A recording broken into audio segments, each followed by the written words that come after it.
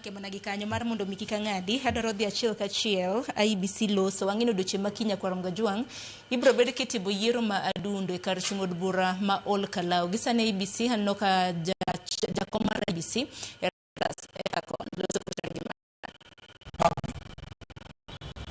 it is against Section 7 of the Election Offences Act. It can actually be prosecuted, and if you are found guilty, you will pay a fine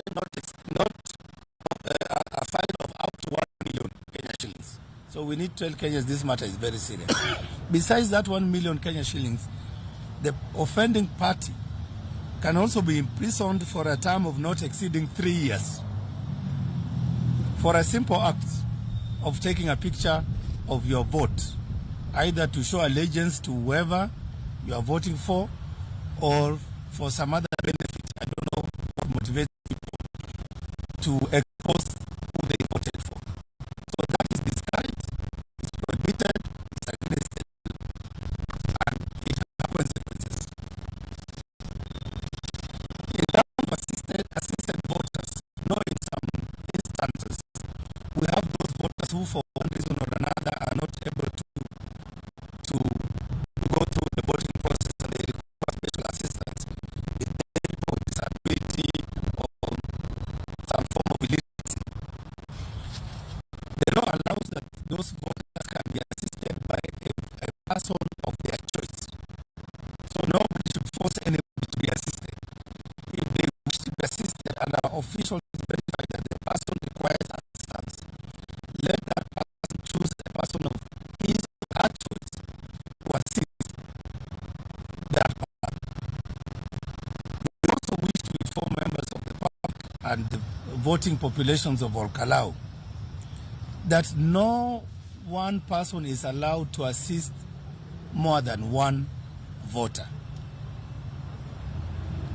We will not see a situation where one person is hovering around the polling stations and purporting to be assisting one voter after another. It is only one person to assist one voter, end of story. So again, that is something that we wish to communicate to the people of Ol Kalou to be on the lookout. In terms of accreditation of agents and the conduct of anybody within the polling stations, indeed our constituency tallying center, each participating political party or candidate is entitled to appoint one agent at each polling station and one chief agent at the tallying center. Repeat again, each candidate or political party is allowed to appoint only one agent at each polling station and one chief agent at the tallying center. The tallying center for the constituency headquarters. And therefore, we shall not allow anybody roaming around our polling stations purporting to be agents if they are not appointed by the parties or the candidates themselves, and they must be one. And our office gives them accreditation badges. So anybody who doesn't possess an accreditation badge should not be roaming around our polling station. The police, security will take action, and our office will take action. So that's the last elections we conducted in the country, Mbere, Malaba, Kasipul, Buda, Garini. The commission observed a phenomenon that is very much disturbing.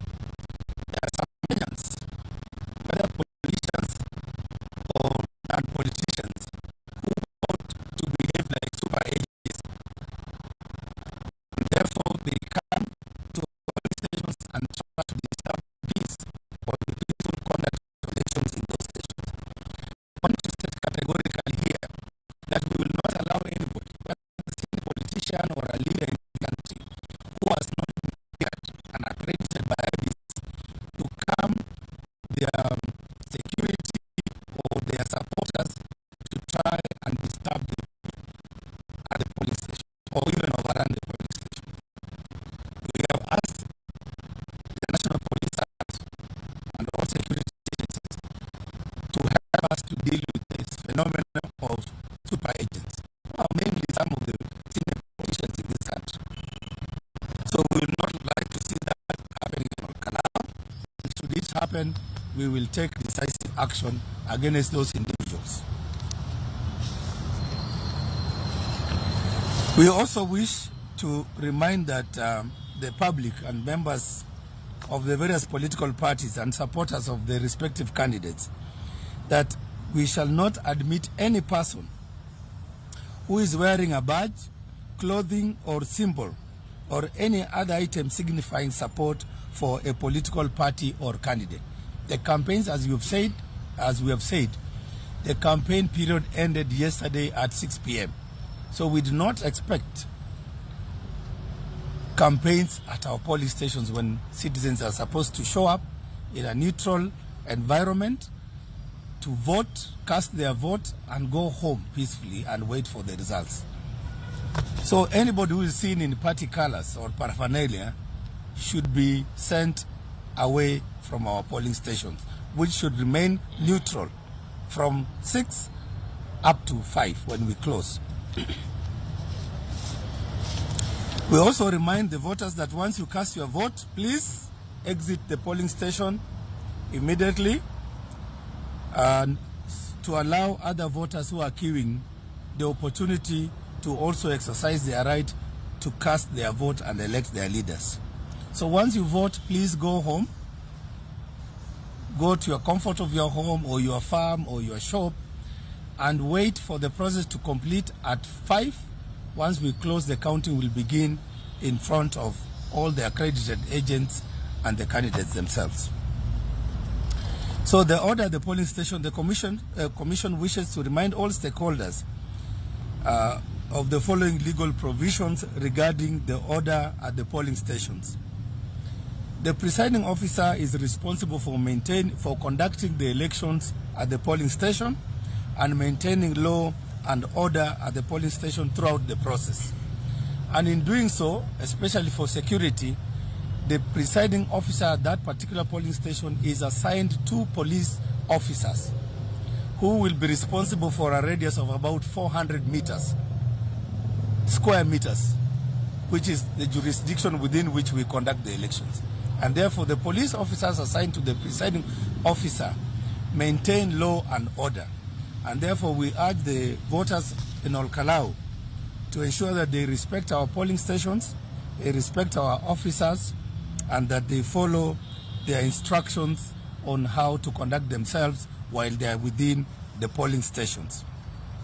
And therefore, within the polling station, anybody who is engaging in disorderly conduct or fails to comply with lawful instructions of the presiding officer will be ordered to leave the precincts, and necessary actions will be taken to discourage such kind of conduct. We have, in each of the polling stations, we have put the rules there on display. So we urge the citizens and the voters of Ol Kalou to read, to familiarize themselves with those rules, and make sure they adhere with those rules.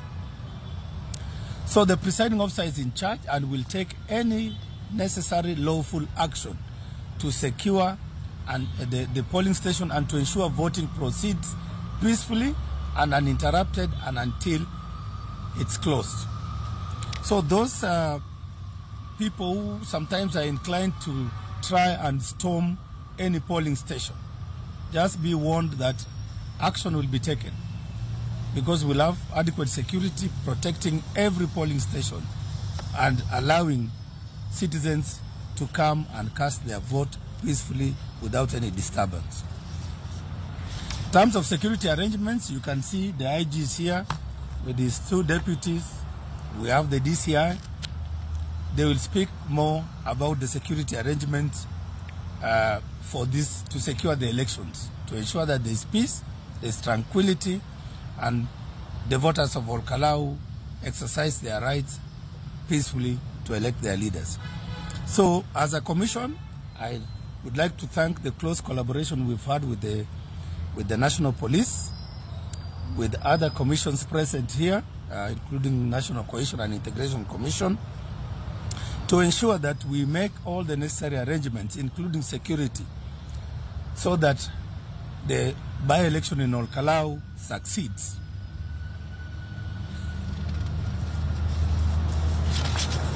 So I'll allow IG later on to speak on the security arrangements in place. But we, as a commission, would also like to note that with concern that there have been incidences that have raised a red flag and concerns to us as a commission as we carry out our mandate to facilitate Kenyans to elect their elected representatives. We have seen situations where, in some cases, goons are present in our electoral areas, are mobilized to intimidate and to disrupt the peaceful campaigns and the peaceful business of the people in those affected electoral areas. Ol Kalou has not been spared either. There are those reports of incidences of goons roaming around, and of course facilitated by some of the actors or players.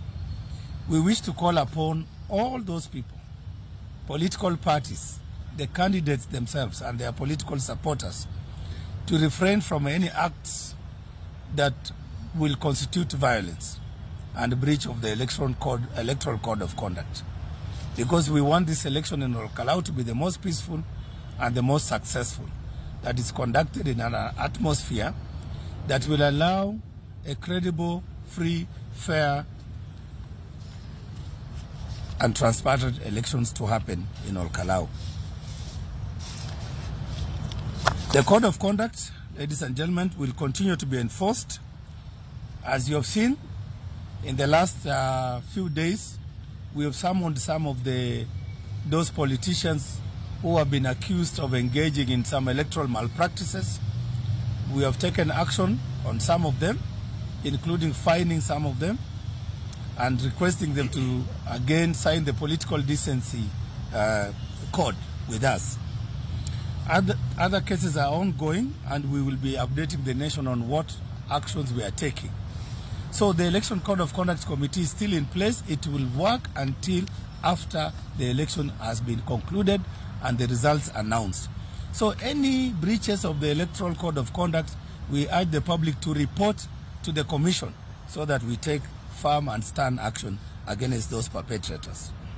So, as I conclude, in terms of results management and declaration, after the close of the polling stations at 5 p.m., all the presiding officers will commence the process of counting the vote in front and in full view of agents, observers, and the media. I believe you'll be there as members of the fourth estate to observe what's happening and to report.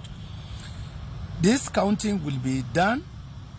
The ballot boxes will be opened, the ballot papers will be counted, and the results tabulated at each of the polling stations in an open and transparent process. And to enhance transparency, the agents present will be allowed to take photographs of official result form 34A. Let us distinguish what I said before. Your ballot paper, the one you mark as a voter, that is sacred, and it's sacred. I've said sacred, and it's also sacred. So that is the document that we do not want anybody to take pictures of and circulate. But where we tabulate and record the results, that is from 34A, agents can take pictures and send to their candidates or their political parties. A copy of the result form, that same from 34A, a carbonated copy, will also be pasted at each of the polling stations. Whether it's in a classroom, it will be pasted on the door of that classroom for everybody to see, because there's nothing we're hiding. It will be as transparent.